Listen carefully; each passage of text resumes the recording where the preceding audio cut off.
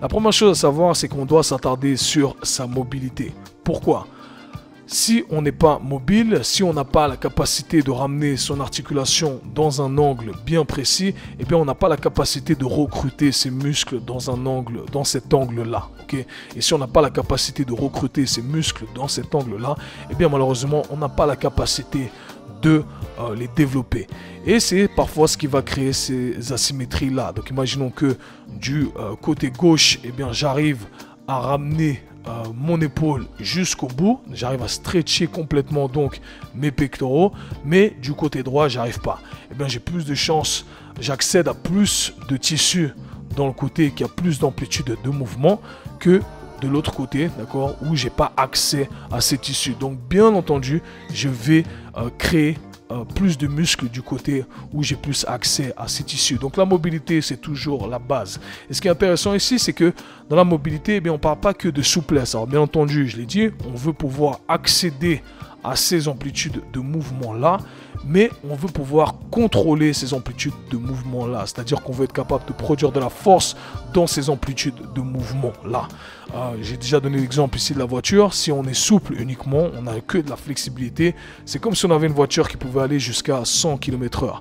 Mais on n'arrive que à la contrôler jusqu'à 60 km/h. Okay, c'est notre mobilité, c'est la production de force qu'on arrive à contrôler dans ces 100 km/h. Qu'est-ce qui se passe lorsqu'on dépasse les 60 km/h? Eh bien, on n'a pas de contrôle, on n'a pas de production de force, c'est-à-dire qu'on n'a pas de recrutement musculaire, c'est-à-dire qu'on n'a pas de développement musculaire. Donc, juste être flexible, eh bien, ce n'est pas assez. Être mobile, avoir de la souplesse, un contrôle moteur, la capacité de produire de la force dans ces amplitudes de mouvement, eh bien, c'est super important. Je regarde mon pense-bête ici pour être sûr que je n'oublie rien ici, ok? Donc, la mobilité, c'est super important. On va avoir la capacité d'accéder à ces amplitudes de mouvement et être fort dans ces amplitudes de mouvement. J'ai noté quelques exemples ici qui vont vous parler, qui sont flagrants et que je retrouve souvent. Alors, j'ai pris l'exemple du développé couché ici avec le bras. Donc, ça va parler à tous ceux qui font du développé couché, ok?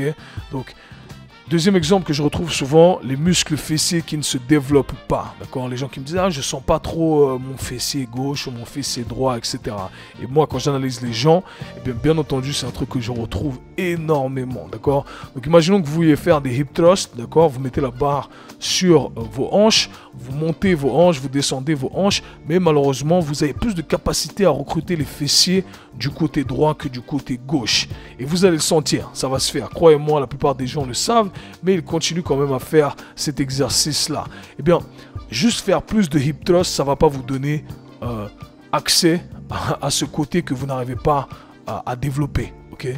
Pourquoi? Parce que vous avez une limitation plus profonde. Donc, on veut maximiser d'abord cette extension de hanche. On veut avoir d'abord la capacité de recruter ces muscles qui nous permettent de faire cette extension complète de la hanche. Et à partir de là, on pourra recruter ces muscles fessiers-là. Et encore une fois, c'est du sens commun. Alors, je vous demanderai de faire appel à votre sens commun. Si vous n'arrivez pas à le faire à poids de corps, d'accord, sans charge externe aucune, quelle est la probabilité que vous arriviez à le faire avec une charge externe? 0.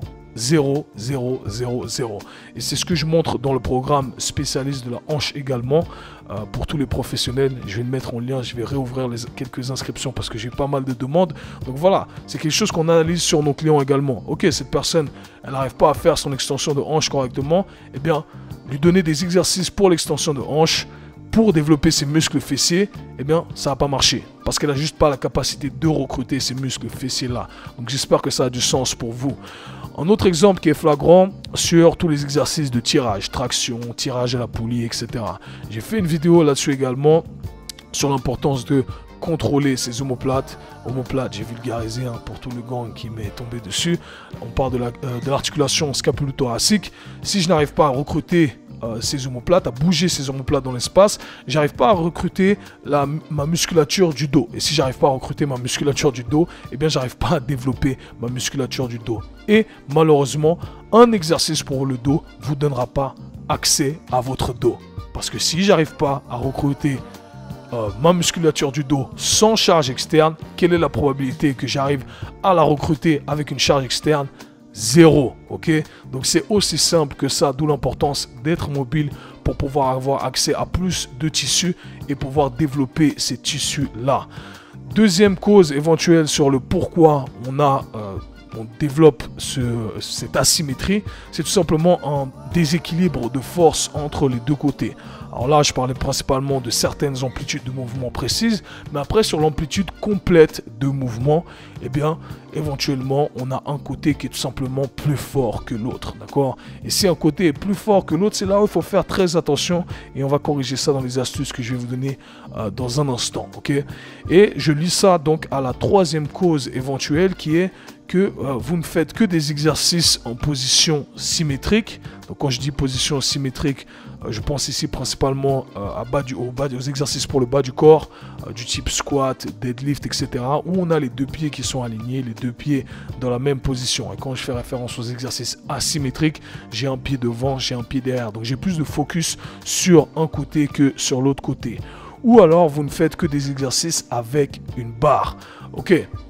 Donc je m'explique ici. Si vous utilisez une barre, par exemple pour le développé couché, ok, vous attrapez la barre, ok, avec vos deux mains, et éventuellement j'ai un côté qui est plus fort que l'autre côté.